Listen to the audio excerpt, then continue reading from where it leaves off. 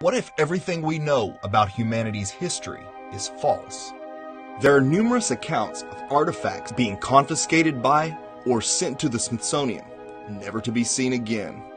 Is the Smithsonian Institute covering up America's real history? Hundreds of the reports, literally hundreds of the reports, ends by saying the bones have been taken away by the Smithsonian for further investigation, and they never get heard of again. Of the millions of pieces the museum owns, only a small fraction are actually displayed. Forget what they want you to see. What is the Smithsonian hiding? Are ancient Egyptian artifacts removed from the Grand Canyon, hidden in a Smithsonian warehouse? According to reports, the contents of the cave are sent to Washington, but they mysteriously vanish from the historical record. From stories of giant skeletons to ancient Egyptian artifacts, what is the Smithsonian hiding?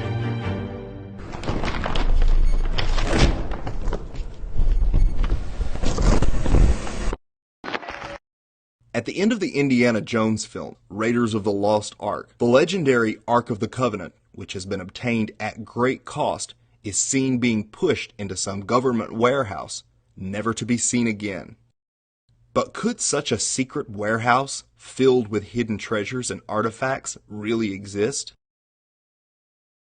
Many researchers insist it does, and believe the Smithsonian Institute is deliberately hiding clues about humanity's true history. It's been called the nation's attic. The Smithsonian Institute warehouses some 150 million items collected over 200 years. Its 19 museums receive nearly 30 million visitors a year. At the time of the Smithsonian's founding, most of the continent had not been archaeologically explored. The powers that be knew that in order to maintain their version of history, they would need a repository for all the artifacts that do not fit their narrative. Could the true purpose of the Smithsonian be to cover up America's real history and replace it with the version the elite want us to believe?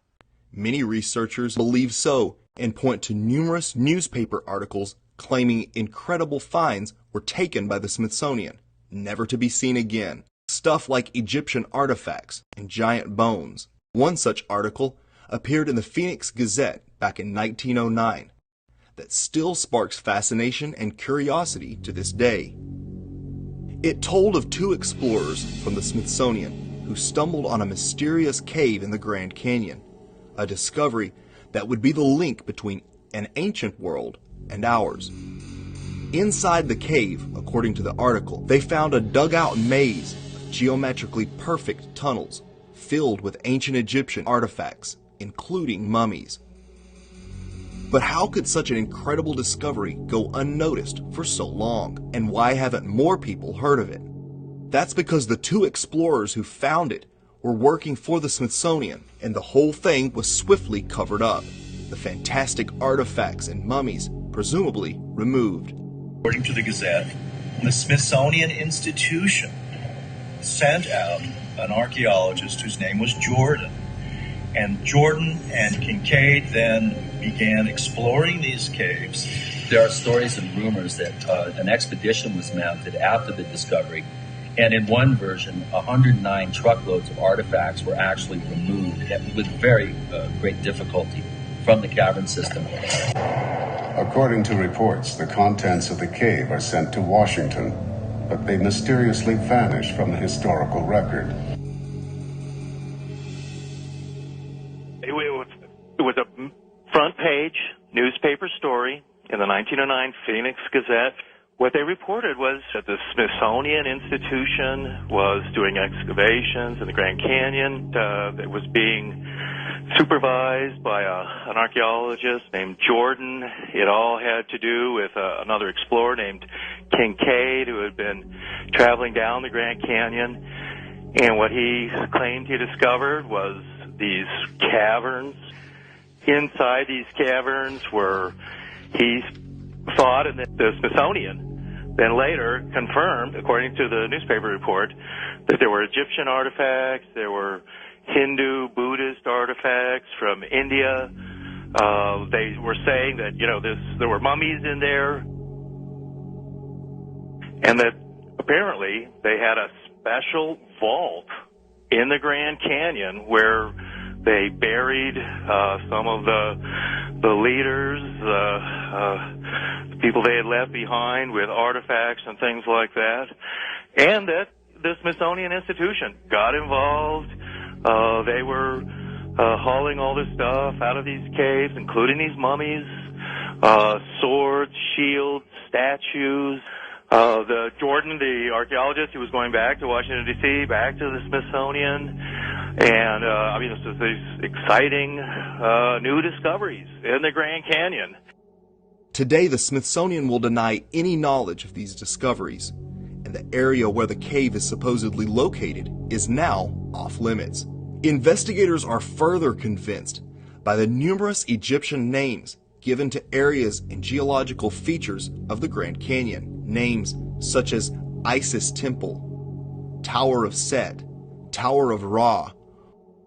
But what became of the ancient mummies and Egyptian artifacts that were supposedly taken by the Smithsonian? Could they be stored in some secret warehouse? Many researchers, such as David Hatcher Childress, believe it's a possibility. And it's really a lot like the first Indiana Jones movie, where Indiana Jones has discovered the lost Ark of the Covenant, and then right at the end of the movie, he says, well, where's the Ark? And they tell him, oh, well, don't worry, top men are working on it.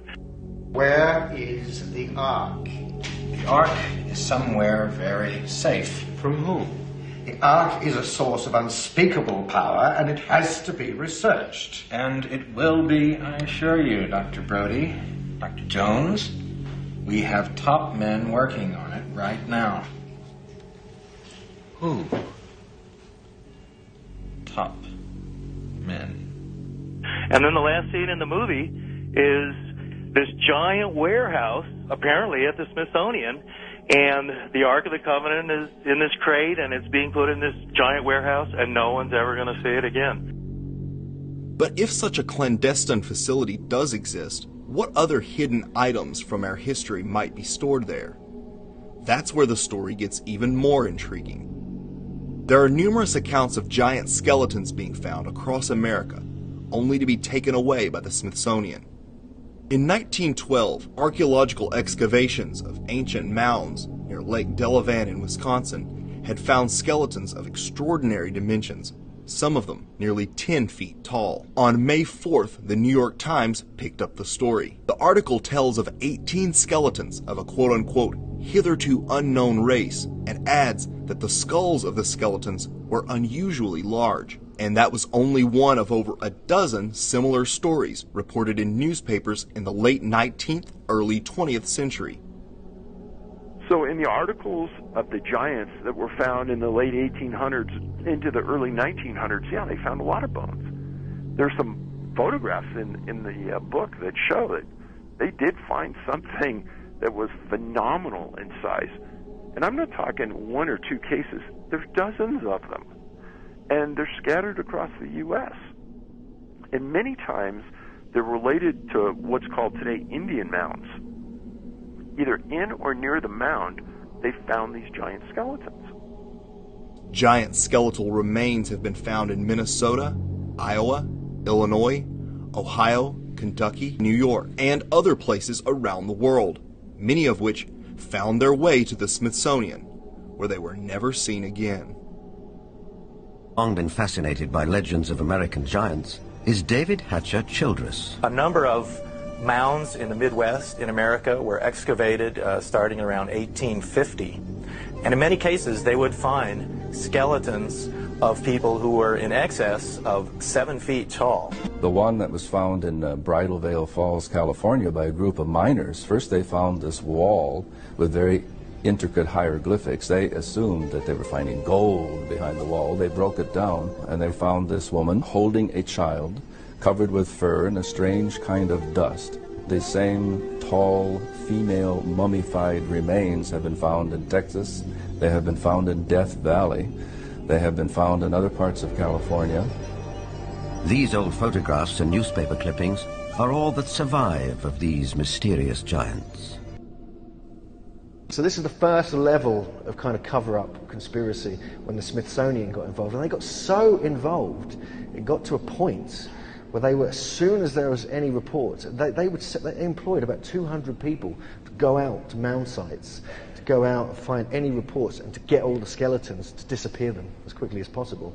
Some years ago, when the Colonel Ben Smith Mound was opened by Professor Norris of the Smithsonian, he found the skeleton of a giant which measures 7 feet 8 inches in length. Also, a stone axe was discovered, which was huge.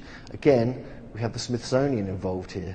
This is the time when they were starting really in full flow of going to all the different sites to make sure they recovered the bones. More examples here, 7-foot-tall skeletons. Again, the Smithsonian getting involved. Again here, this is quite an interesting one actually, a 10-foot skeleton discovered. But what's weird about this one, it's talking about technology.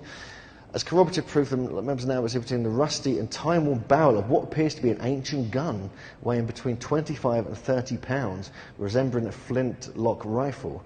This, they said, was picked up beside the skeleton. These bones will be taken out of the cave at the earliest possible date and carefully packed and forwarded to the Smithsonian Institution. Yay! We've got like probably 130, maybe 150 reports that end with the Smithsonian. No, maybe, I think it might be 250 in fact. Archaeology at that time was in a heyday. There was everybody that had a shovel was out trying to find something.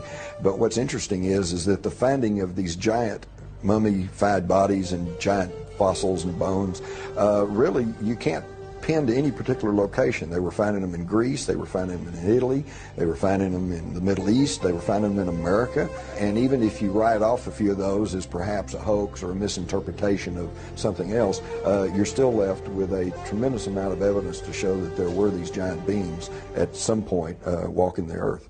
I grew up in Anderson, Indiana, and I knew that we always had Mound State Park that I was visited myself as a kid and everything, but nobody ever said that there were any giant skeletons found there.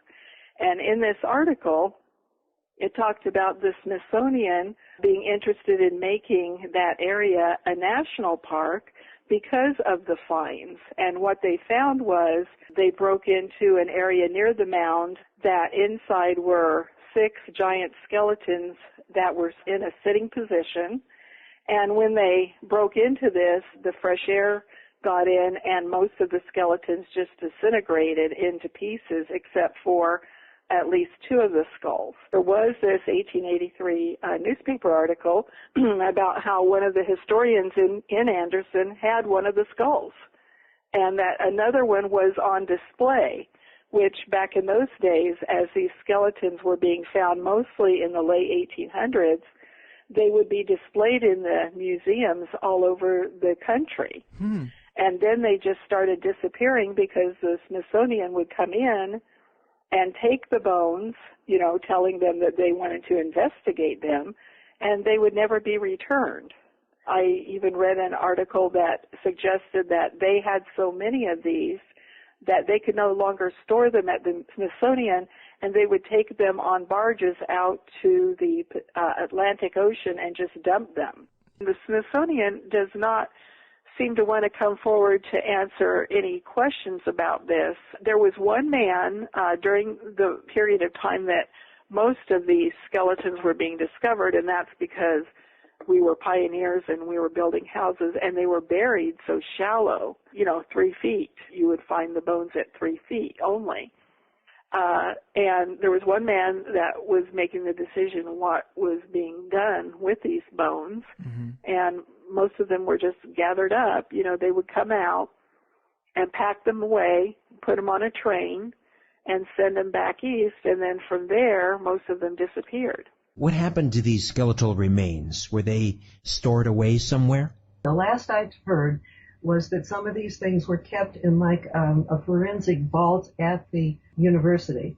And then I ran into an anthropology student at Dunkin' Donuts and got into a conversation with her. And she said that within a year or maybe 2 years ago, they had sent all of these things off to the Smithsonian, at which time I just groaned because I've done reviews on 2 books. I can't come up with the titles right now, but they're both about the tremendous evidence that giant skeletons have been found all over the country, going back to the, I think, 1800s. And these were so often shipped off to the Smithsonian and never seen again, never heard of again. Accounts of giants can be found in almost all ancient mythologies. Could giants have really once lived among man? Under these described conditions, plants and animals would live longer, be much larger, and that's precisely what we find in the geologic column, in the fossil record. Plants were much larger. All living systems were larger. We have animals that today have an 8 or 9 foot stature with a 16 to 20 foot stature. We have insects such as the dragonfly. Today, the dragonfly has perhaps a 4-inch wingspan. In the fossil record, his counterpart, Meganeuropsis, had up to a 5-foot wingspan. Everything was larger in the past.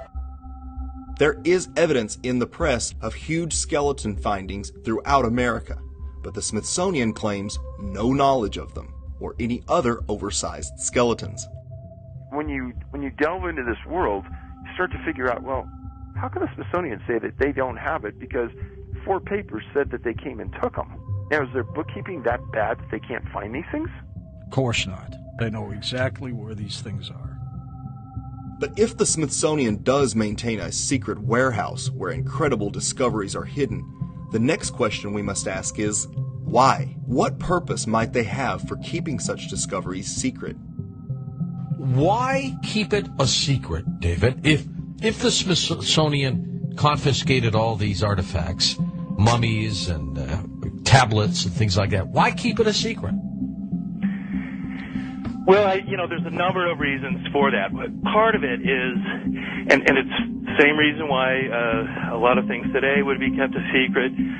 They're engineering history, and today history is politically correct. It's not necessarily what really happened in the past. Now, why keep it a secret, David? That's the part that I don't know. I suppose it would change the course of our history, and I mean, if it showed that they were from the Egyptian area, let's say, of the world, common question would be, well, how did they get here? Maybe those questions don't want to be asked. So I think, too, though, that if it echoes the Bible, they don't want people to know that. Coupled with the tools and the metals that were found with them, I think it shows, it's a conundrum that maybe the powers to be don't want to answer. Many of these finds, if authentic, would call much of established history into question. Not only the history of North America, but humanity itself. Such revelations could be very problematic for the powers that be, whose interest is in maintaining the status quo. It appears at this point that the Smithsonian chooses to add, they want to keep history as we have been taught. They don't want things to change. And so things that are like an anomaly that don't fit in with their idea of history, those things get buried. There is a very true quote by Orwell. He who controls the past controls the future. Who controls the present controls the past. In other words, if the powers that be control what we think of as our past, then they get to establish the framework through which we view the present.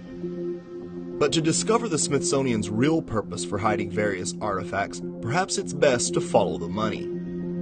Today, the Smithsonian operates an interconnected network of museums and research centers receiving some 30 million visitors per year, all free of charge. But while the Smithsonian is funded by our tax dollars, much of its funding comes from private donations, most of which come from tax-free charitable organizations such as the Bill and Melinda Gates Foundation. These foundations exist to perpetuate the work of their elite founders and further the cabal's agenda. Perhaps the best quote on the subject comes from Vine Deloria, a Native American author and professor of law, who stated, "It's probably better that so few of the ruins and remains were tied in with the Smithsonian, because they give good reason to believe the ending of the Indiana Jones movie, a great warehouse where the real secrets of Earth's history are buried."